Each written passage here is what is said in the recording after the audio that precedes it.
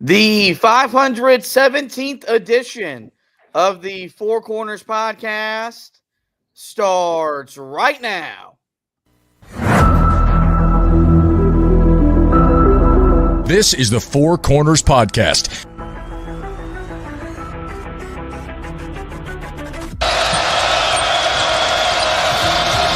that could make a difference. Lawson at the buzzer.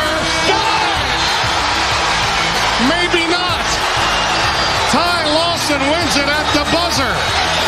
Deep three. And Green rips down the rebound in traffic. 4-on-1. What a great job. What a terrific job in transition. I mean, you couldn't plan that any better as a coach. Gets the roll. Here we go. Page has it. Carolina down one. 84-83. Page into the front court with 4 seconds. Page to the rim. Got it! Got it! 9/10 of a second to go. Inbounds. Washington gets it to Warren. His full court shot. No good. Marcus Page baby. Does it for the Tar Heels. Carolina wins it. Don't force it if you're Goss. Comes in. Blocked by Meeks. Buried up ahead to Jackson. And he tucks it down for the 5-point lead. Matthews off the mark. And this year the confetti is going to fall for North Carolina. They're not going to be denied this time. Inside 30 overall. Love, top of the key. Oh! Big time delivery. Here are your hosts, Josh Marlowe and Anthony Pagnotta. Hello and welcome into another live edition of the Four Corners podcast. We are powered by Carolina Electrical Services. Josh and Anthony hanging out with you here on a Saturday night, about 6.5 hours or so after Carolina ran past Miami earlier today in the Smith Center to pick up their 5th straight win. And we're here to talk about that win. We'll take a look at the box score. You'll get a quote from head coach Hubert Davis.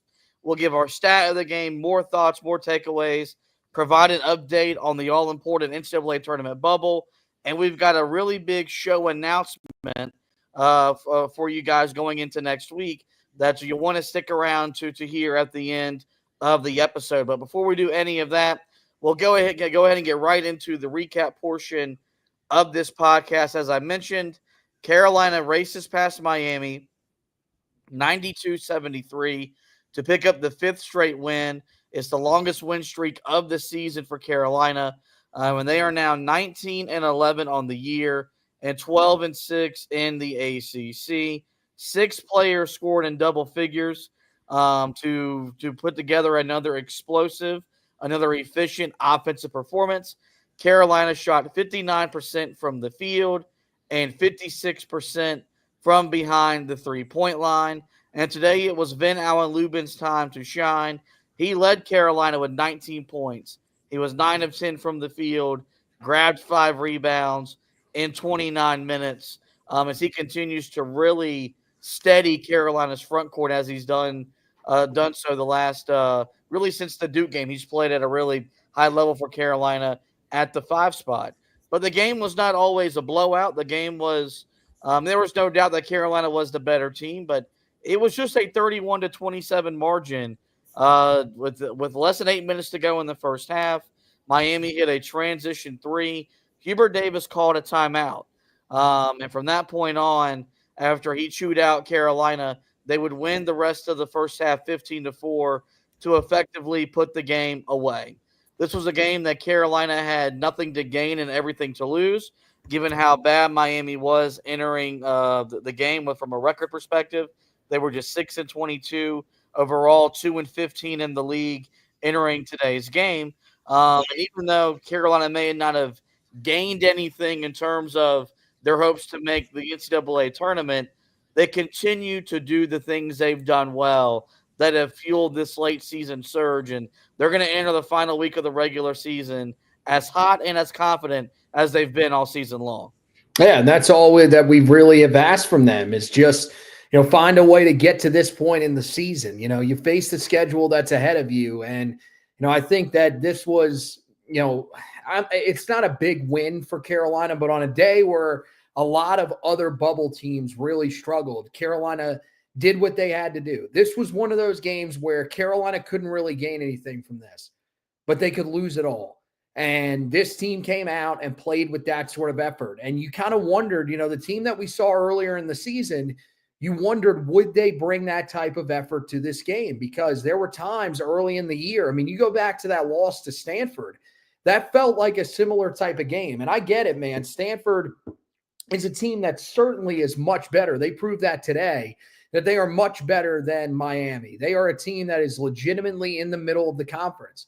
But that was a game that I think Carolina walked into thinking they would come away with the victory, and they were instead locked in a close battle throughout and weren't prepared late in the game to be able to close it down and close out a victory. Today, Carolina came out against a team that was going to be motivated to just show something towards the end of the year. You got to think, a lot of these guys that are on this roster right now, the guys that have eligibility, they're just trying to show that they are capable of being ACC players, that they're worth being able to keep on this roster for next year when the Duke assistant coach, whose name is slipping my mind right now, when he eventually takes over the program, that's the hope, is that those guys can remain on the roster. So I think that was the thing that you were sort of navigating today, and Carolina did it in tremendous fashion, as they have been doing here, scoring the ball at an incredibly high rate. I thought today was a pretty solid defensive performance. Some issues in transition defensively, but I thought for the most part really solid. And so all in all, they just did what they had to do, and that's why you have to leave today satisfied as we go into the final week of the regular season. Yeah, you mentioned this was a game that if Carolina loses, it undoes all of the good fortune this team's built up the last 2 weeks. It takes away all the momentum that this team had been building towards. And we talked about going into the game, it could have been a loss that if Carolina loses, but even if they were to upset Duke a week from Saturday, would not guarantee them a spot in the tournament. That's how bad of a loss this would have deemed. And for me, this was a maturity game for Carolina. Where is your head at? Knowing that you've played your best basketball of late. Hubert Davis, complimented Miami and talked about them very positively in his presser yesterday. But the guys know what's up. The guys know that's not a good basketball team, record-wise. They don't have the talent. They don't have the depth. But for Miami's program, had they come into Chapel Hill and won today, it would have salvaged what had become a lost season for them. And I think you got to give Miami credit. I think they did compete for the first 12 or so minutes of the game. But once Carolina found that gear that they've really been in consistently over the last 2.5 weeks or so, it wasn't a surprise that Carolina, put the space between them that they put and was able to run away from the game and really control the game for the majority of the 40 minutes that the game was played. You take a look at the box score, and man, these continue to get prettier and prettier for Carolina. The Heels shot 59% from the field. They were 33 of 56. Miami, on the other hand, just 29 of 68. That equates to 43% shooting. Carolina stayed hot from three. They were 10 of 18 from behind the three-point line. That factors out to 56%. Miami, on the other hand, 9 of 30. That is 30% shooting from behind the three-point line. Carolina got to the foul line and converted enough. You would have liked to see a better percentage, but they were 16 of 24 from the charity stripe. Miami, on the other hand, 6 of 7. So Carolina plus 10 in makes, plus 17 in attempts at the foul line today against Miami. The Heels did commit 12 turnovers. That led to 10 points for Miami. Carolina did force 10 turnovers, which they were able to score 13 points off of them. Rebounding, big advantage for Carolina, 38-26 overall, 28-15 on the defensive glass. They were out-rebounded on the offensive glass, 11-10, but when you shot the ball as well as Carolina did, not as many chances for offensive rebounds. But Carolina had 18 second chance points off those 10 offensive rebounds. Miami with 19 second chance points off their 11 that'll be a big point of emphasis going into the final week of the regular season to clean up the offensive rebounding and the second chance points that they allowed today.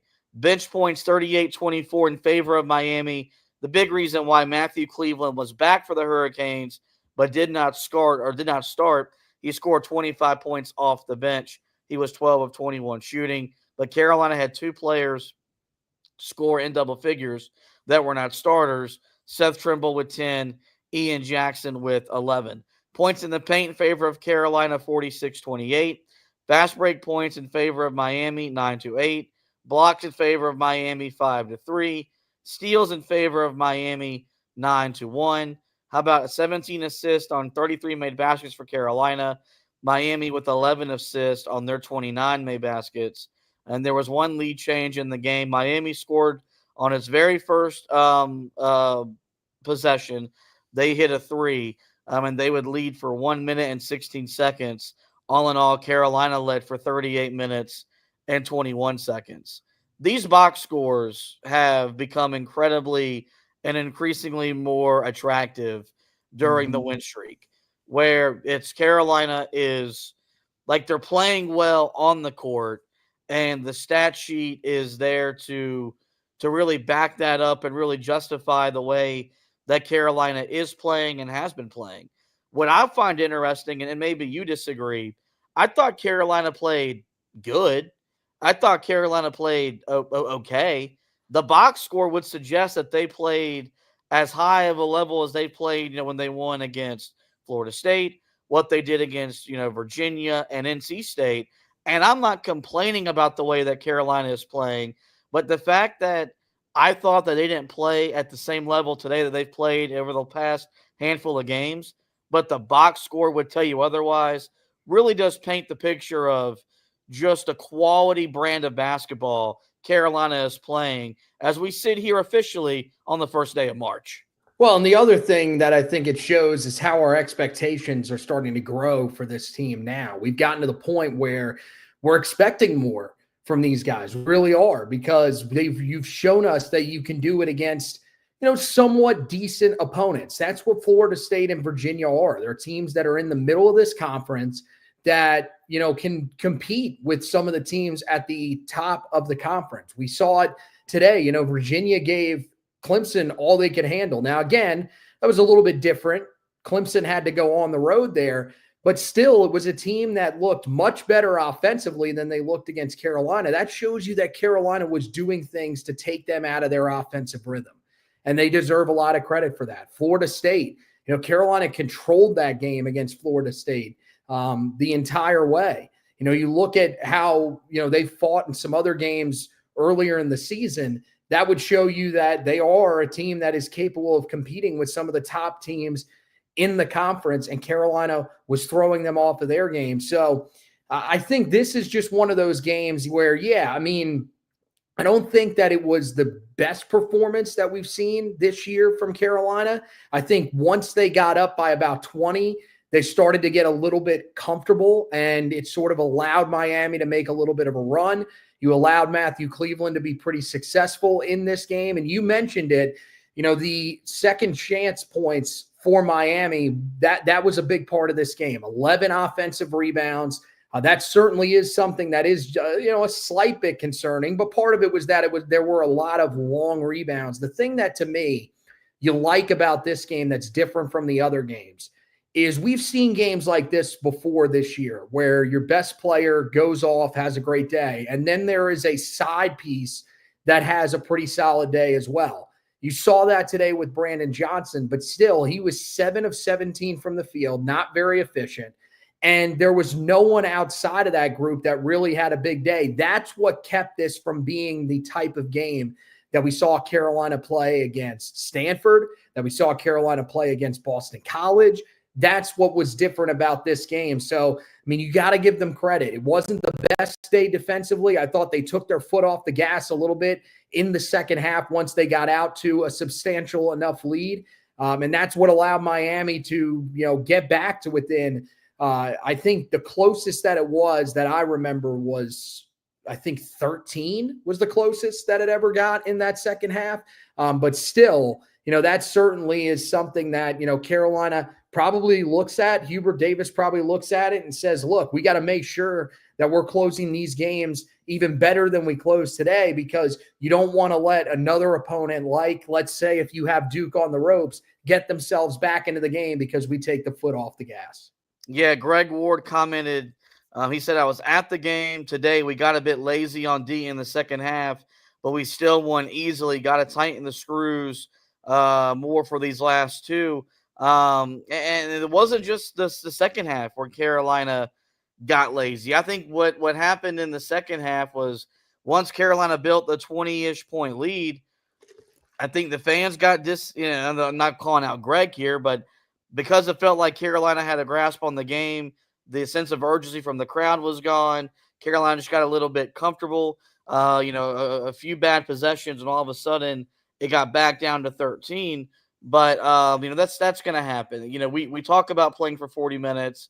It's really hard to do that when you build the lead the way Carolina had built the lead and Miami was struggling to score the basketball. With that being said, as we'll transition now to the quote of the game, we referenced the 7-15-minute mark in the first half where Hubert Davis called a timeout and Carolina would respond and win the rest of the first half 15-4. He was asked about it in the postgame, and he said, quote, I just didn't think the discipline and the details, the things that we talk about that have to be there consistently, weren't happening in that stretch in regard to taking care of the basketball, boxing out, rebounding, getting through screens, talking on defense, contesting shots, and defending without fouling.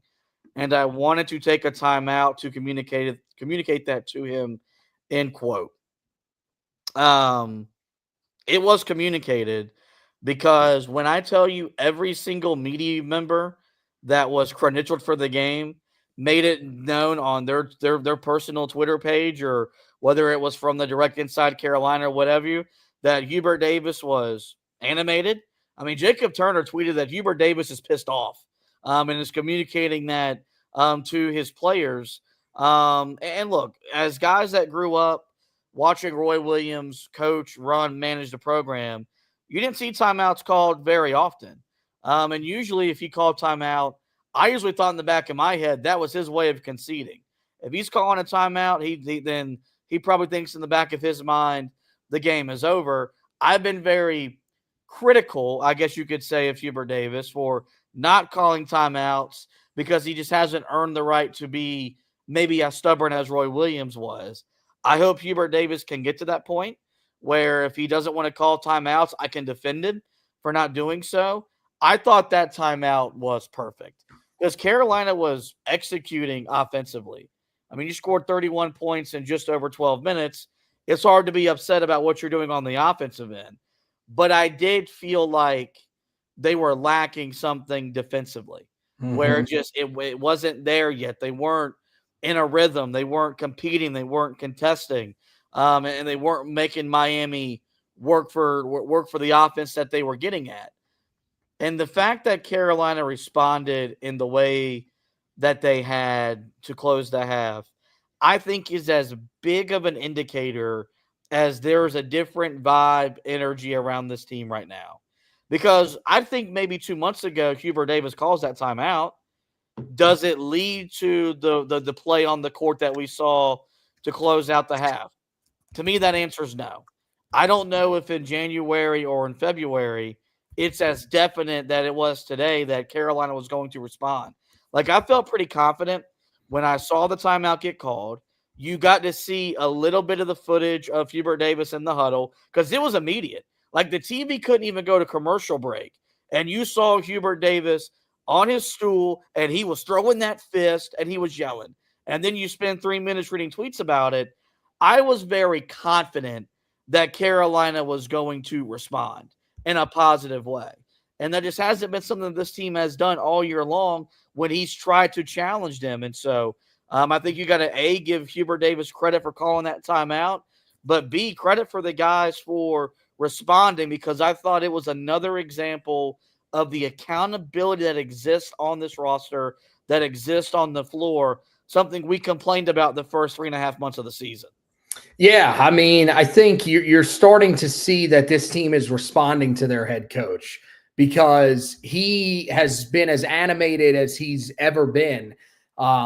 Here during this stretch of games where he's calling timeouts and he is losing his mind on these guys in games that aren't even really close. I mean, you go back to the NC State game, I believe that the score got to 15. He calls a timeout, and you would have thought that NC State had just taken a lead by 15. The man is that's when you know that he is firing on all cylinders. And we saw it in that first season. We saw it during the run to the national title game when he said it was it's live action out there.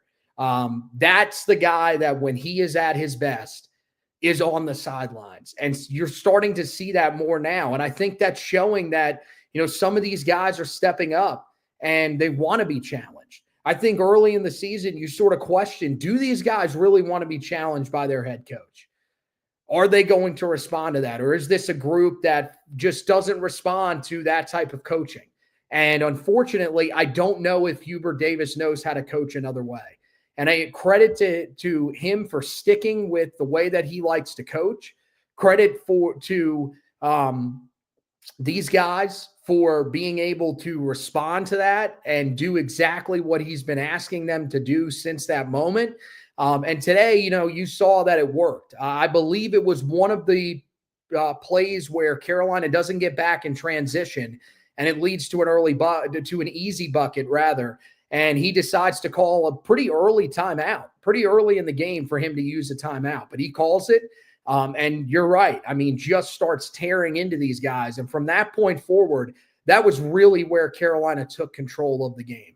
Those middle 20 minutes, Carolina absolutely dominated this game.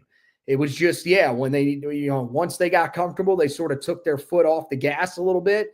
Not going to really complain too much about it because Carolina was perfectly fine. It didn't really result in Miami being able to seriously get themselves back into the game. Like I mentioned, it was actually 14 that was the closest that Carolina got as I was looking through the game log. So, I mean, that's the thing. It never got within 14 points. So Carolina was never really threatened. That's the thing that we were questioning so much from this team early in the year. I mean, you go back to the first game of the season, and Carolina was in a dogfight with Elon for most of the game. They couldn't even put a team like that away early in the year, where now they're doing it consistently against ACC opponents. And to me, that's why it's important the way that they are doing this. Yes, they're playing a group of teams in this conference that are not necessarily great. They're playing some of the bottom feeders in this conference. But what they are doing right now is they are beating them in the fashion that they have to beat them, where they are controlling these games from start to finish. There's no question who's going to win these games. And as long as Carolina does that again in the game against Virginia Tech, then I feel like we're going to be really confident going into that game against Duke that Carolina can get it done. And I feel like most importantly, they're going to be really confident as well. Stat of the game, I went with 3-point shooting. Carolina 10 of 18 from behind the 3-point line. Miami 9 of 30. So Miami, made a handful of threes. 9's a pretty big number, but they did so on 30 attempts. But, Carolina was, had one more make on 12 less attempts to really get the percentage that they got. The perimeter shooting, I think there's a couple things to really talk about here. One, this team was always capable of shooting the ball this way. The difference is the quality of shot they're getting now as to the quality of shot that they got the first 3 months of the year. And the biggest difference as to why all of a sudden they're getting cleaner looks from behind the 3-point line is you are establishing an inside scoring presence. And that's become Ven-Allen Lubin. And Ven-Allen Lubin today was effective. He was efficient, 19 points, 9 of 10 from the field. 14 of those points came in the second half where he did not miss a shot. But even if he's not scoring, the ball is at least finding the paint more often than not. Hubert talks about that all the time. We want to attack the paint through post, through penetration, through offensive rebounds. Carolina hadn't really done a whole lot of that the majority of the season. It was a lot of, yeah, you've got the floor spacing to have the ball on the perimeter, but that's where the ball was staying. The ball was never touching the paint, forcing the defense to then collapse and then chase and then rotate. And now that the ball is finding the paint, and you have no choice because Ven-Allen Lubin is so efficient at the rim, teams want to collapse to make it harder on him to finish. Well, now he's passing out of those double teams to an open guy, but now you have the defense chasing, and that ball is moving around the perimeter and is getting where the ball needs to get to, whether it's Drake Powell on that right wing, whether it's Ian Jackson in that left-hand corner, Jae'Lyn Withers in the corner as well. And so it's just amazing how easy the game becomes when you play the way the game is supposed to be played. Because you look at the teams that score a lot of points, that shoot a lot of threes, the Bamas, the Kentuckys of the world. They always talk about getting a paint touch first and still attacking inside out. Same thing for Carolina. It feels like old school Carolina basketball when you saw under Roy Williams where this team could really score it and shoot it at a high rate. No, you don't have two traditional bigs on the floor, but you're still touching the paint. You're still making the defense have to react to what you're doing, and you're getting better shots off. And then there's just Carolina's shot making right now is as good as it's been all year. You know, R.J. Davis's first three was one that he had to use his dribble to create rhythm into a shot. Does so, makes it over an extended, 6'8" guy. How about Seth Trimble having to take a guarded three in the corner with the shot clock winding down? Jae'Lyn Withers, his first three was a step back contested three. So, and that means that they're confident in what they're shooting. They're not just shooting the ball to shoot the ball. At the beginning of the year, man, Carolina was shooting to shoot. They were not shooting to make. They were shooting to shoot. Now they're shooting shots to make shots, and it's opened up this offense in more ways than one. And this three-point shooting, we draw parallels in this industry. We look at comparisons and trends. This feels a lot to what Carolina did in Hubert Davis's first year when they had to win themselves into the NCAA tournament, and then, of course, they would win themselves a run all the way worthy of an offensive rebound away from a national championship. Yeah, I mean, I think the inside scoring hasn't been talked about enough. I mean, you look at this game, 46 points in the paint, and a big part of that is what Ven-Allen Lubin is doing. When you play that way, it opens everything up on the perimeter. But, I mean, the thing is that you've got five guys on the floor now that can score the ball, that are scoring threats, where earlier in the year, that five spot, I mean, there was just no one that was able to score consistently out of that spot. You were just begging somebody to give you this type of scoring performance. And now it's become consistent. We have not talked enough, and this is on us. We have not talked enough about how impactful Ven-Allen Lubin has been during this stretch. Check the rundown, my man. We're going to get there. And here's the thing. When you have Jae'Lyn Withers playing the way that he is, when you have Ian Jackson playing the way that he is, those were the guys that were really standing out. And we knew, especially with Ian Jackson, that was the difference in Carolina being as good as they were. We knew if he performed well, that Carolina was going to succeed. Well, now I think you need to start realizing that Ven-Allen Lubin is the same thing. And when he's scoring the way that he is, it opens everything else up on the perimeter. And today, I mean, you got to credit Miami. They are not a great defensive team.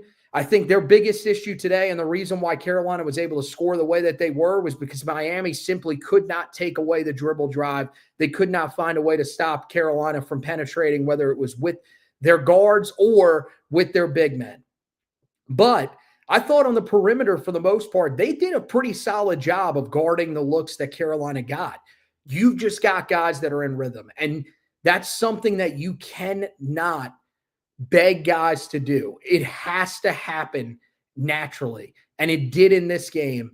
Once again, I mean, you look, Carolina's consistently making 10 threes a game now. That's huge. If you can consistently do that, you're going to have a chance to win every single night, because when you score that many points from beyond the arc, you're typically going to score in the 80s just about every time you step out on the floor, as long as you have a pretty efficient night inside the arc.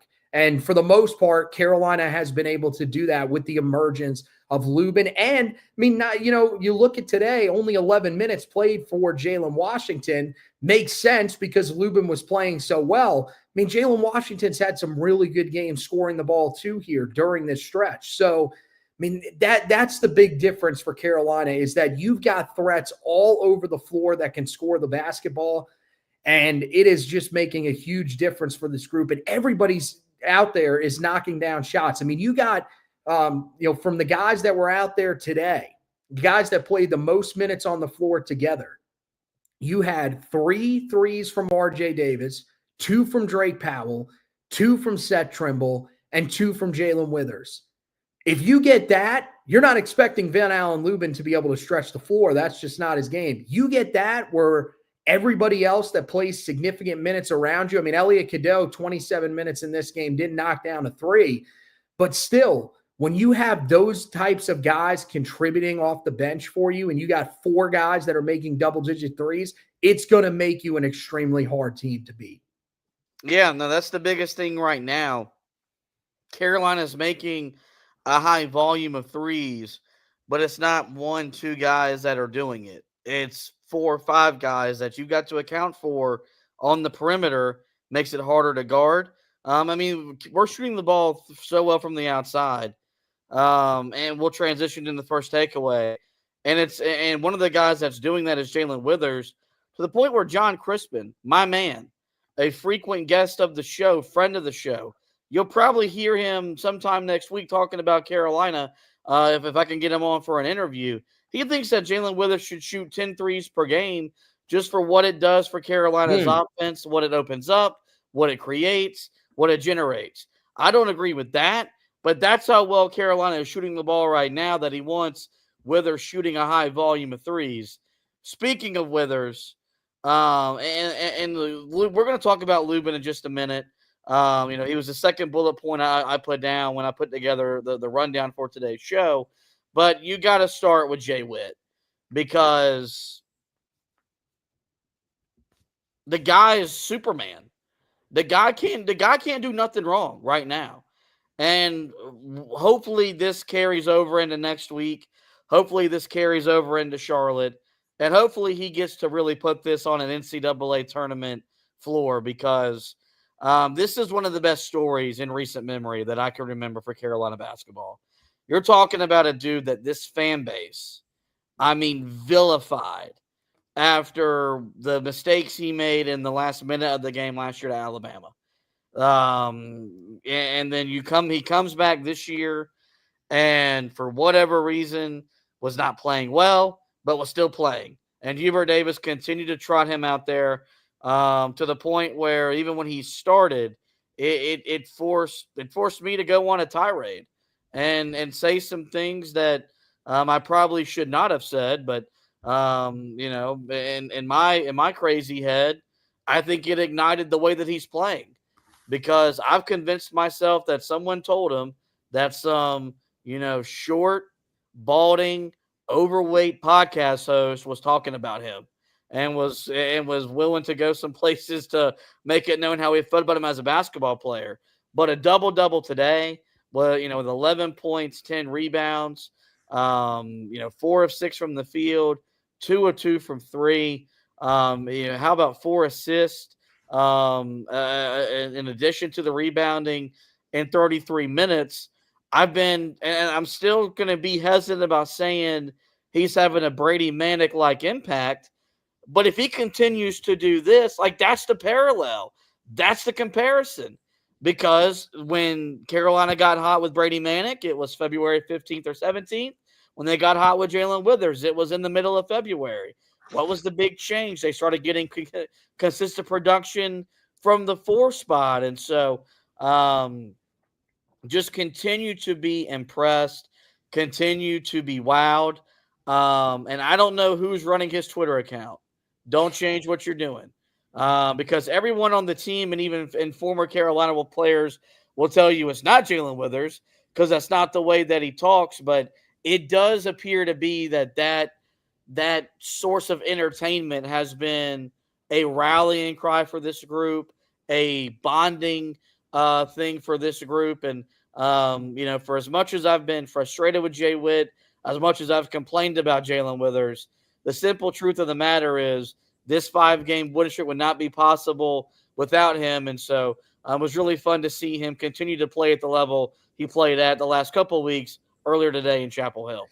Yeah, look, I didn't go as far as you, but I did say that one of the things that always stuck with me about him was he would probably be the most frustrating player we would ever see in Chapel Hill, because he was a guy that would do some really good things at times, would have some wow moments for you, and you'd be feeling confident. And then right when you thought, okay, maybe he's turning a corner, he would do something that would leave you questioning everything that you know about the game of basketball. And now you're seeing a guy that, we thought after the first performance, okay, man, we've seen this before. What does that next game look like? Okay, 2 games in a row, he's looked pretty good. Well, we're still questioning. Once it got to that 3rd game, you started wondering, is something happening here? And now we're 5 games in now. This is a 5-game winning streak has really correlated with how well he has been playing. And all of a sudden, you're starting to think to yourself, this is a consistent threat for Carolina. Yeah, he's scoring the ball. 11 points in this game. He's had some better scoring games during this stretch. He's shooting the 3 ball well, which is helping Carolina out a lot, because I said it the entire year. You needed a guy that could consistently stretch the floor at that 4 spot. Carolina never had it. You had moments and flashes with Drake Powell, but it was never consistent. With Jae'Lyn Withers, it's become consistent. The thing you love to see is that now you're getting the rebounding. And this is something that we knew he was capable of. You go back to the NCAA tournament last year, you look at the way that he rebounded in those first 2 games. That is something that has always been there in his game. And it creates so much versatility for Carolina because, again, we saw, I forget which game it was recently, where Carolina's bigs get into foul trouble. They end up having to play Jae'Lyn Withers at the 5 spot. He was able to hold his own there because he's able to rebound in the way that he defends. And I think the defensive effort, having him out on the floor and being able to defend the way that he can, defend so many different positions from anywhere from the 3 to the 5 at a pretty decent level, I think has really changed things for Carolina. You also mentioned what he's able to do as a screener for Carolina on the offensive end of the floor. It has opened up a lot of different things. So he has just become so valuable for Carolina, and he continues to wow me. Today was one of those games where, yeah, he didn't take over offensively, but he didn't have to because you had the performance from Ven-Allen Lubin that you got. You had Drake Powell with 16 points in this game. But when you can get 11 points and 10 rebounds, and that's about the consistent production that we're getting from him game in and game out, you feel pretty good about that 4 spot. And that was something we harped on the 5 spot, I think, so much early in the season, and rightfully so. We did not talk enough about that 4 spot. And now, as we come down the stretch here, we're talking about it every single podcast. And thank God it is the positive spin on it as opposed to what we would have been talking about earlier in the season. Well, the main reason we haven't talked a lot about the 5 spot is because we haven't had to in a negative way, because Ven-Allen Lubin has solidified Carolina's front court. And he's doing it in some ways in what he does best. He has moments where it's him getting to the offensive glass and scoring off of putbacks. But it's also, Carolina has a couple sets where they're designed to get him the ball. They're using him in the middle of that floor ball screen where he can then slip and he's at the front of the rim for a layup, dunk, or a foul. But there's also been some times where he's just gotten the ball on the low block, isolated himself, and has turned and either scored or drawn a foul. And so, this is a guy that I think the first month, the first 2 months, because the lineup was constantly being juggled, I think there was pressure to force Jalen Washington to be the guy because he'd been here, he'd been in the system, it does provide more size, more length.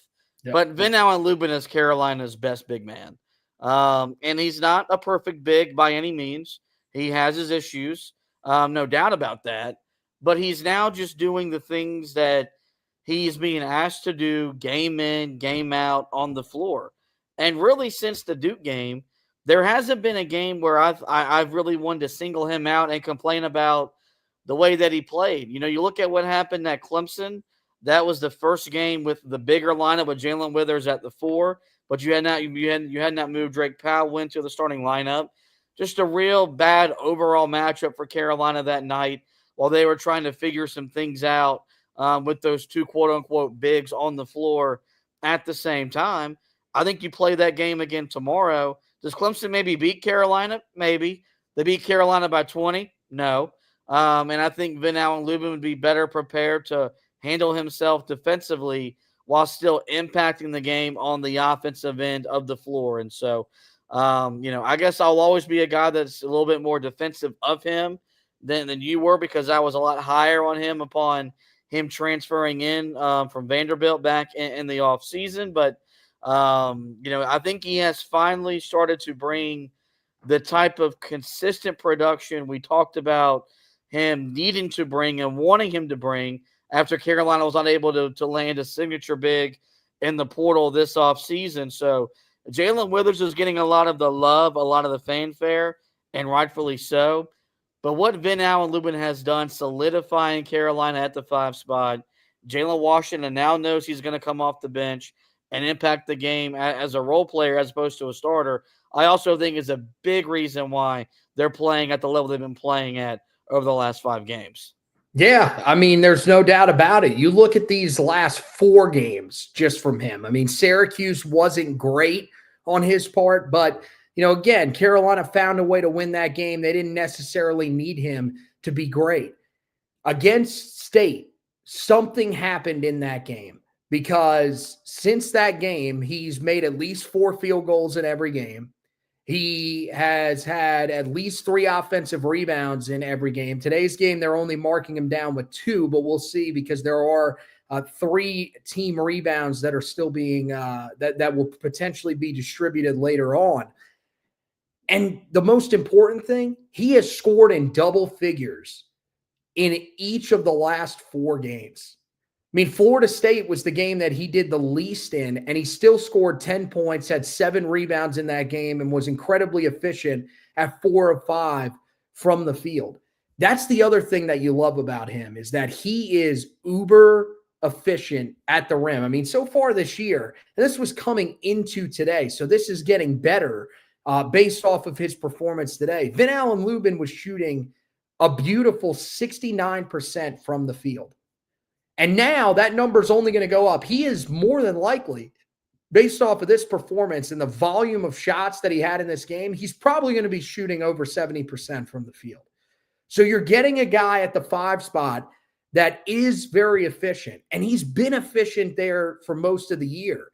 But now he's starting to score the ball more. He's starting to demand his offense more. One of the things that you say a lot during games is make yourself a target. And it's really between him and Jalen Washington. More so, it feels like lately with Jalen Washington. Glad to know you listen to me while we're watching games. Glad to know it. Yeah. It's kind of hard not to listen to you because, you just sit there and scream the entire game. But, I mean, the thing is that I just think he has become a guy that Carolina can consistently count on. And again, I think for him, it's just like so many other guys on this roster. It's all about confidence. When he became a confident player, that was when things started to change. That's when you saw him start to score the ball more. And that's what Carolina really needed from everybody on this roster, but especially these guys that have stepped up at the 5 and the 4 spot, because that was what was lacking early in the season. You had a bunch of guys that simply were not confident in themselves to make the shots that you needed them to make. Now they are. They're making those pretty consistently. And it has made a world of difference for Carolina because, you look at how efficient their offense has been just all over across the board since Ven-Allen Lubin has gone on this stretch since that NC State game. Carolina's put together some of their best offensive performances of the entire season.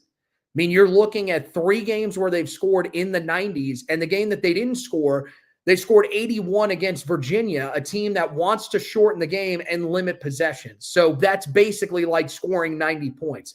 That has been such a huge difference for this team, and that's one of the things that we got to keep monitoring going forward. Yes, Jae'Lyn Withers has been incredibly impactful. Yes, Ian Jackson has been incredibly impactful during this stretch, and they're a big part of the reason why Carolina is where they're at. Ven-Allen Lubin is a guy that deserves so much praise for Carolina's turnaround because he has taken a massive step here in these last 4 games. Yep, you're absolutely right. And one of the things that's fueling Carolina's explosive and efficient offense is their inside-out attack. I mentioned it when I went through the box score earlier, but 46 points in the paint, so exactly half of their points came in the painted area. You got 18 second chance points. A lot of those points usually come, either from behind the 3-point line or right there at the front of the rim. And so they're just doing all the things that you have to do to play high level offense. And they've been capable of this all year long. They have found the matchups. They have found the formula that works for them. And this is how this team was built to play. When they play this way, you can really start to believe in their potential to win the type of games they got to win to get into the tournament and then do some damage, because there aren't many teams that have the scoring threats that Carolina has at all these different spots, the way that you have right now, where you're putting 6 guys in double figures. I think it's back-to-back games. That doesn't happen a whole lot at this level, especially in conference play. And so the depth and that versatility is really come on display, but it's all because of a great game plan, the right approach, and then Carolina really going out there and executing that to the fullest degree. Did want to mention RJ Davis just really quickly. A quiet game from RJ, just 13 points, 4 of 12 shooting, but he was 3 of 6 from behind the 3-point line. But he passed a 2,600 point total for his UNC career. So he joins Tyler Hansborough as the only 2 Carolina guys to score 2,600 points or more. J.J. Redick from Duke is the only other ACC member to have done so. So, he is one of the only 3 guys in ACC history to have scored 2,600 points in their time in the conference. And I thought today, he had some really tough shots at the rim that just did not go his way. It was great driving ability to get to the rim and be able to get the ball up on the glass, just did not get the ball to bounce his way. But in addition to his scoring, had 4 assists, 4 rebounds against 1 turnover. He has become Carolina's lead guard, in the sense that he's, yes, their scorer, but he's also the guy that is facilitating a lot of their offense. And I think Elliot Cadeau has done a really good job playing off of him as a secondary ball handler. And I thought Elliot Cadeau today had a real solid game. It was 9 points, 4 of 8 shooting, 4 assists. Did have 3 turnovers, but he had an electrifying dunk. But now with the ball in RJ's hands, you can put Elliot Cadeau at the foul line against the zone. And I thought Carolina's zone offense today was good, not great. It was much better in the second half, where they shot 68% from the field overall. But when a month and a half ago, when the ball was still being pounded in by Elliot Cadeau, well, you didn't have someone that had his passing ability at the top of the zone that could really attack a defense. But with the ball in RJ's hands right now, you kind of have that at your disposal, and it's really opened up Carolina's offense in more ways than one. Let's now get to the discussion topic. We got quite a bit of still left to do here on this live edition of the Four Corners podcast. We want to thank all of you guys that are watching us, whether you're on the Facebook page, the YouTube channel, or on Twitter. And if you're at Twitter, follow me at HTB_Josh. Today's discussion topic is very simple. This was the 5th straight win for Carolina. It's officially the longest winning streak of the season. And now you're entering the final week of the regular year. You got to go to Virginia Tech on Tuesday. They won against Syracuse earlier today in overtime, 101-95. And the all-important regular season finale at home against Duke, which will have College Game Day in town for the game ahead of the 6:30 tip. We know how important that game is going to be for Carolina to ensure themselves as an NCAA tournament team. With that being said, with the way that Carolina is playing right now and knowing that there is still work to be done, where is your trust level and your belief in this group going into the final week of the regular season that they'll do what is necessary to move themselves from a team that's on the outside looking in terms of qualifying for the NCAA tournament? Yeah, I mean, they're both at as high as they've been the entire season, really, because we can all admit it now. When they struggled in the game against Elon, I think all of us kind of said to ourselves, whoa, here we go. This might not be great. We didn't know at the time, things would get to the point that they did in the middle of the season where we thought this team was pretty much dead. After that Clemson game, I think we were kind of all there. And credit to Hubert Davis and this staff for saying, let's put some size on the floor more consistently. Let's see if that changes our fortunes here. And you can be mad with the fact that it took them this long to pull out that card. That may have also been by design of, we have this in our back pocket. If we need to go to it, we're going to go to it. The question is, did they go to it just a little bit too late when they should have done it during that stretch where Carolina was playing quad one opponent after quad one opponent? I still think that in the end, I'm believing this team's going to find a way into the tournament because I think there's another quad one win out there. I think if you can get the matchup with SMU that you want, and right now, unfortunately, that would not happen. SMU is the team that's in 6th place in this conference. You're hoping that SMU wins out and that Wake Forest loses to Duke, and that is going to be the difference. Because if that happens and you get to face SMU, that is more than likely going to be a quad one opponent. I know they lost today. It's going to be very close to see if they hang on to that top 50 spot. But if they do, then you've got your chance there to pick up that win that you desperately need in quad one. But you could do it even before then. You can do it against Duke. And I mean, look, if I'm a betting man, would I put money down on it right now? I don't know for sure about that. I still think that the way that Duke is playing right now is insane. I mean, they're still in the, right now they're in the midst of blowing out Florida State. Last I checked, they're up 32. So this is a team that is their average margin of victory in conference play is like 22, 23 points. It's something unbelievably ridiculous that we haven't seen in a long time.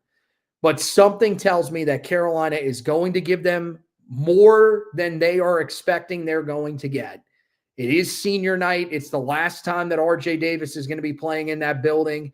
You would imagine that fuels him and hopefully allows him to have a really successful game. And the thing that Duke probably isn't going to be prepared for is the size that Carolina has now as opposed to the first matchup. I'm not saying that Carolina is going to go in there and win the rebounding battle, but they're going to make it more of a battle than it was the first time around. There are some injuries that Duke's dealing with as well. Cooper Flagg suffered an eye injury in this game.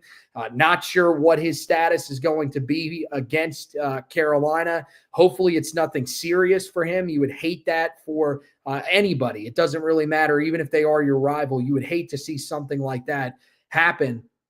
And so we'll monitor that going in. But, I mean, you still got Malik Brown who's banged up. Tyrese Proctor got hurt in the other night's game. So they've lost some depth since the first time that these two teams matched up. Carolina could be, the deeper team, and they could be a team that could sneak up on Duke with how well they've been rebounding here recently. That could be the difference in that game. So I think, my trust level is as high as it's been, because if you asked me after that Clemson game, do you think Carolina has any chance of beating Duke? I would have told you straight to your face, there is a 0% chance this team will be able to beat that team, because you just got boat raced by Clemson. And I get it. It was on the road, but you looked like you didn't have any heart. Since that Syracuse game, things have turned. And so I think that Carolina has a legitimate shot to pull the upset at the end of the season, because everybody's going to be talking about how great Duke is. Everybody's going to be giving them their flowers and talking about how this is a team that could be the number 1 overall seed. They've done something that we haven't seen anybody do in a long, long time, which could be to lose just one conference game in the ACC, win 19 conference games, which we have not seen anybody do so far. All of that stuff is going to be on the line, and that is very, very similar to the matchup back in 2022 when Carolina was able to go in there and pull the massive upset. Yeah, look, my belief is as high as it's been all year. And the biggest reason why I want people to believe is, A, it's March. This is the month of magic. Anything is possible. As Kevin Garnett once said in a cringy way after winning an NBA title back in 2008. The biggest difference between what Carolina is doing now and what they did earlier in the year when they won 4 straight games 2 separate times was those games were close, dramatic finishes. It was Carolina having prayers answered by the gods that were allowing them to win, games, whether they were at Notre Dame, at NC State. Whereas now, Carolina is blowing teams out. They're controlling teams. They're dictating pace. They're dictating tempo. They're being the more physical team, the more aggressive team.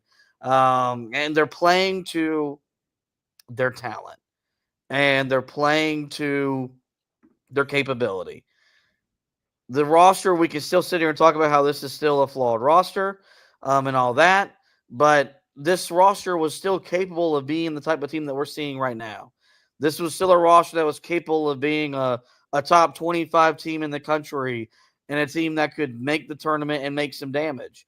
That's not just me saying that. That's Jay Billis saying that. That's, anybody that follows college basketball saying that.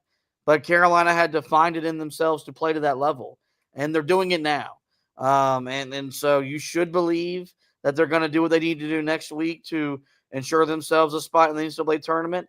And I encourage you guys to believe because, I do think this team responds well to positivity and positive reinforcement. If they take the floor next Saturday night in front of 21,750 people that believe they're going to beat Duke, it'll make a difference in the ballgame.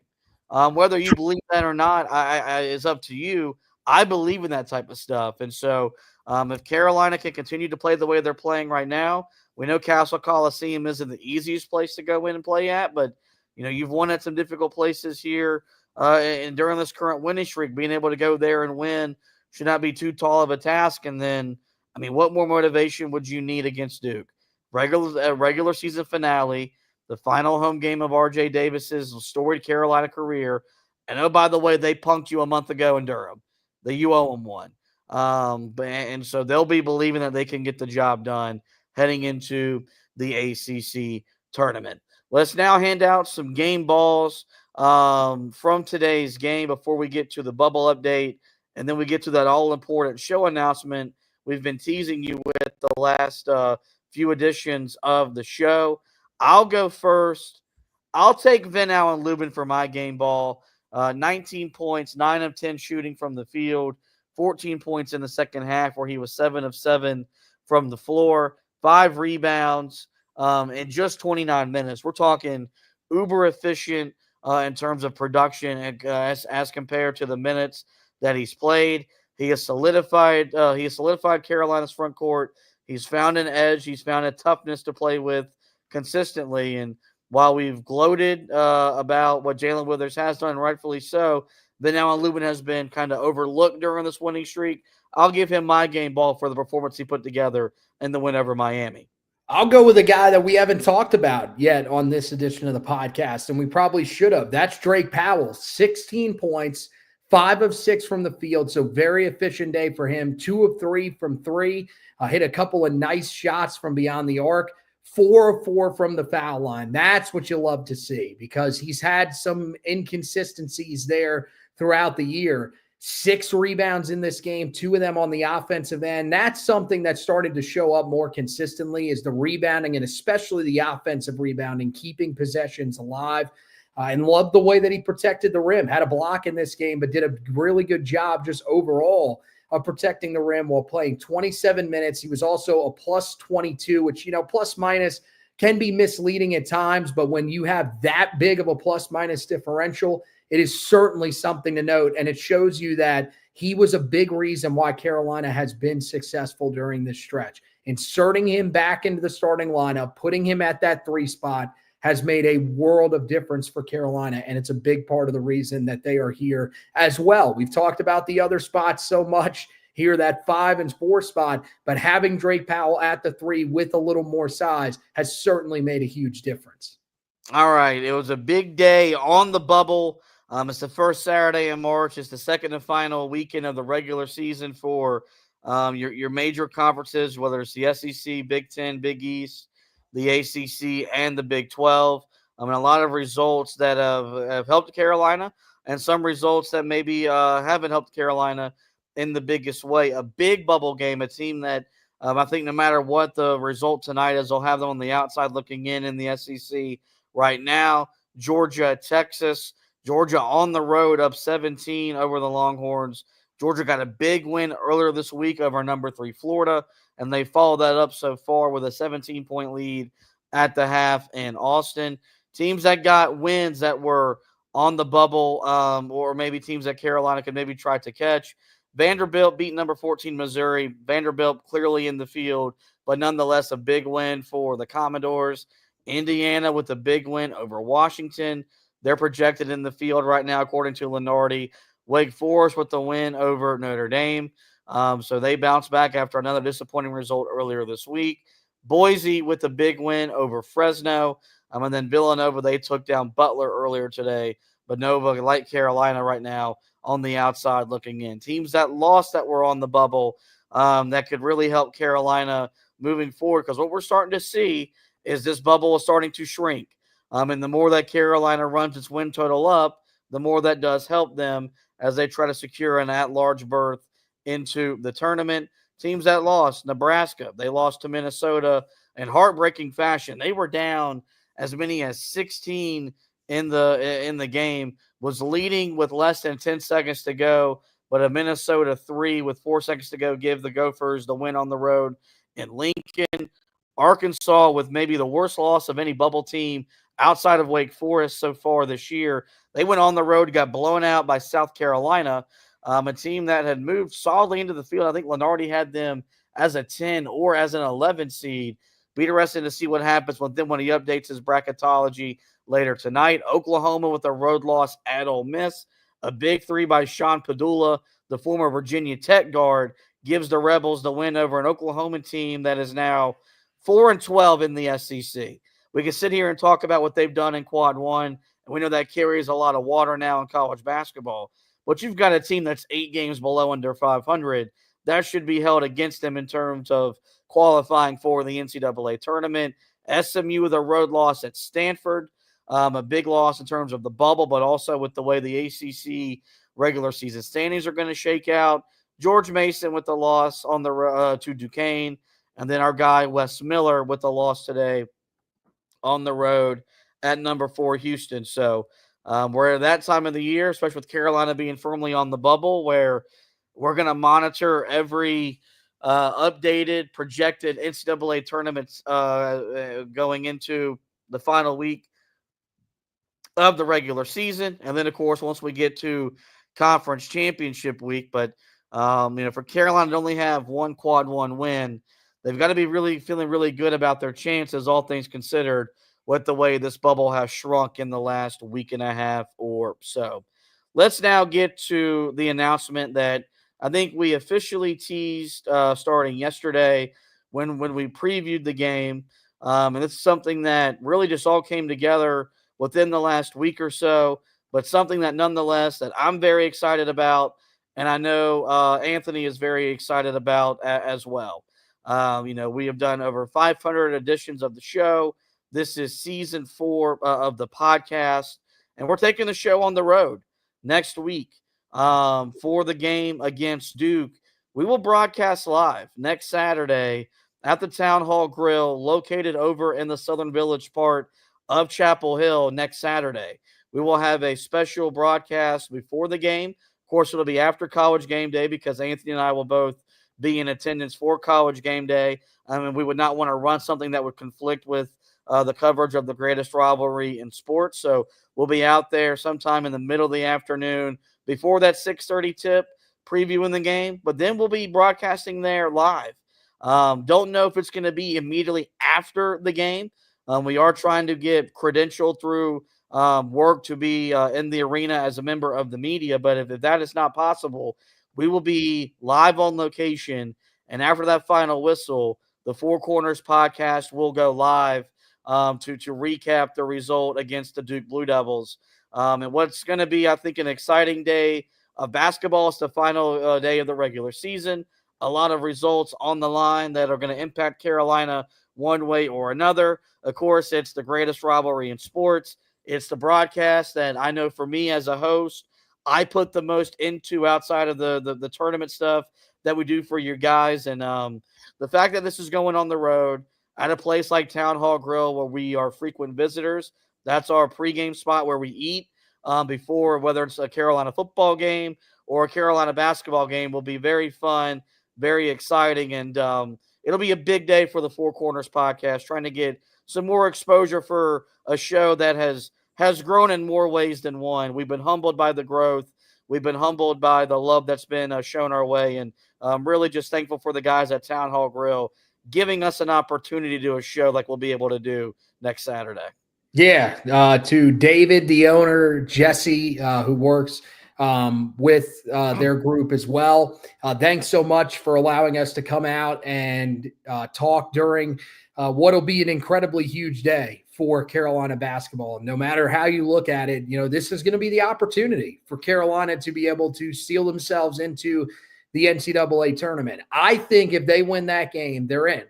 And so for us to be able to be out there, to be doing a broadcast with you guys, that's the big thing that we want to stress, is that we want you guys out there with us. So again, it's the Town Hall Grill. It's in the Southern Village. We want you out there with us. Come up. Once we start recording the podcast, once we're live on air, we won't be able to talk to you because we'll be doing just what we were doing here, just live on location. But, before and after, before we get ready to head over, hopefully to the arena, or, heck, we might be there in the restaurant. We might be watching with you guys. We want you to come out. We want you to say hi to us. We want you to talk to us about Carolina basketball, because that's the reason that we want to do this, man. Yeah, we want to be live on location because that's really cool for us. And that's big to get that connection with the restaurant and everything like that. But most importantly, we want to be able to talk to you guys about Carolina basketball because we've talked enough to ourselves. We love seeing you guys in the comments, but we want to see you guys in person. So make sure next Saturday you are at Town Hall Grill in the Southern Village. Whether you stop in before you're going to the game or if you're going to be there to watch the game, make sure you come in there and check it out with us. And I know that you have something you want to tell us about the Town Hall Grill, a really cool initiative that they kind of work with as well. Yep, at Clear Path Hospitality, located in the vibrant center of Chapel Hill, our dedication goes beyond simply offering delicious meals. We are committed to making a meaningful impact in our community. We understand the importance of local connections and are devoted to supporting and uplifting those around us through our Town Hall Burger and Beer, Town Hall Grill, and People's Coffee restaurants.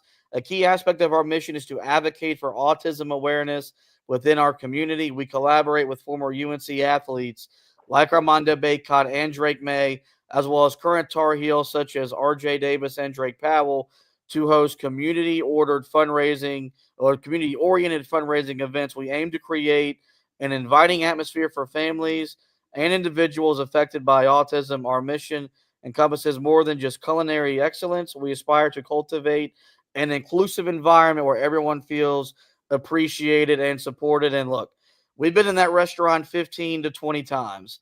That's a mission statement that these folks live out. Yep. These are people that, they love Carolina. They're passionate about Carolina athletics, which we are, but these are great human beings that want to impact and change lives.